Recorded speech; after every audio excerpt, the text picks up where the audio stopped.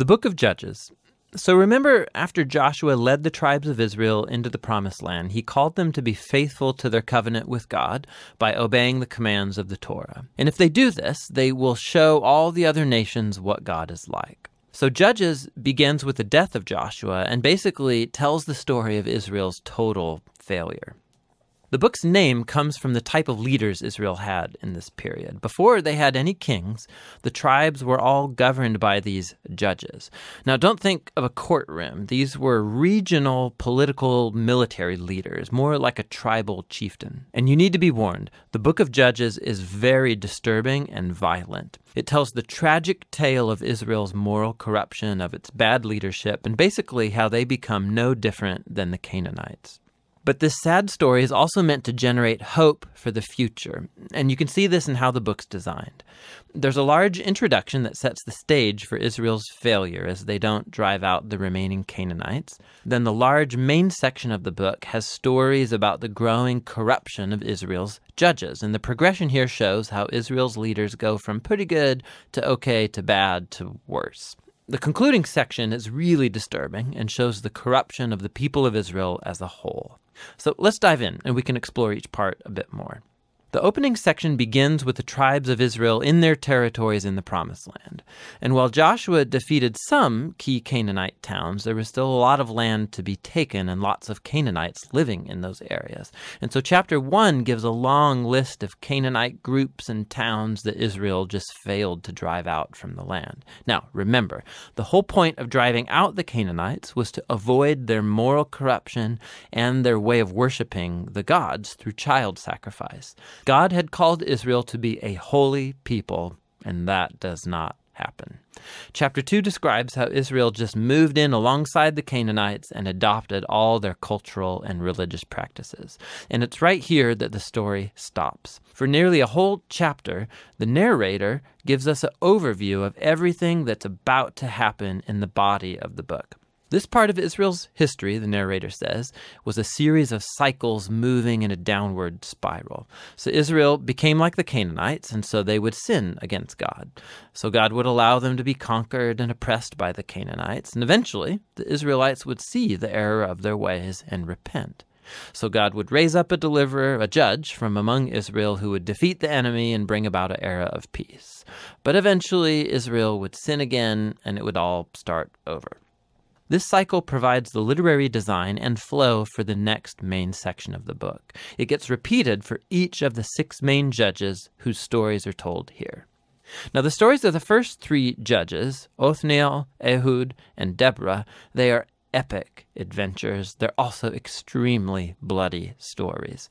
Either the judge themselves or people who help the judge, they defeat their enemies and deliver the people of Israel. The stories about the next 3 judges are longer, and they focus in on the character flaws of the judges, which get increasingly worse.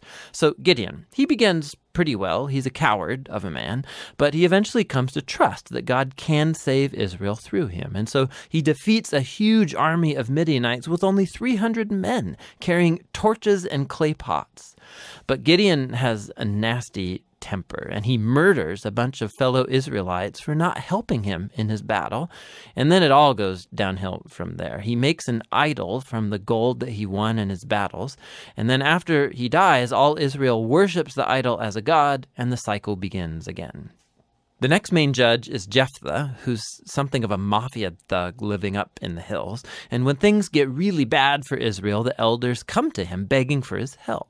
And Jephthah was a very effective leader. He won lots of battles against the Ammonites, but he was so unfamiliar with the God of Israel, he treats him like a Canaanite god. He vows to sacrifice his daughter if he wins the battle.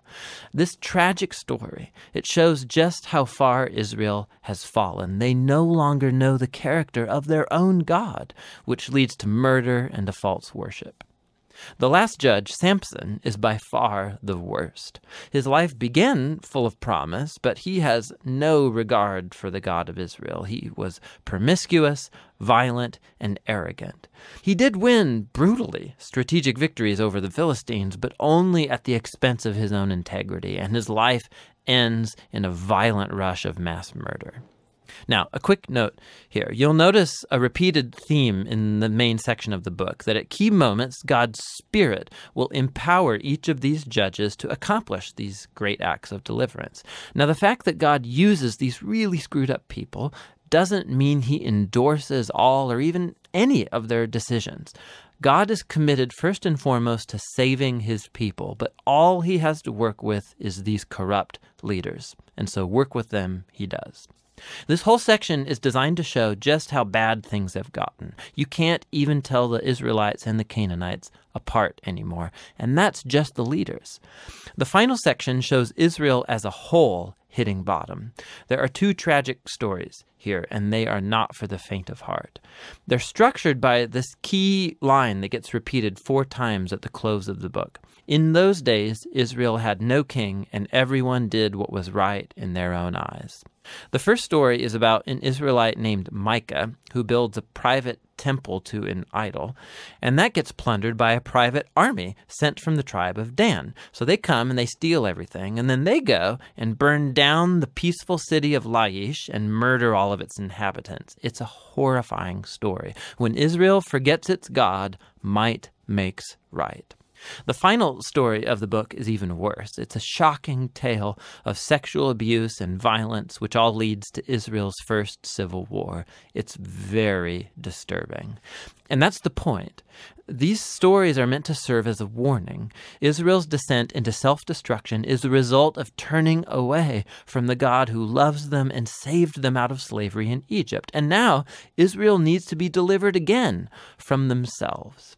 The only glimmer of hope in this story is found in this repeated line in the last part of the book. It actually forms the last sentence of the story. Israel has no king. And so the stage is set for the following books to tell the origins of King David's family, the book of Ruth, and also the origins of kingship itself in Israel, the book of 1 Samuel. But the story of Judges has value as a tragedy. It's a sobering explanation of the human condition, and ultimately it points out the need for God's grace to send a king who will rescue his people. And that's the book of Judges.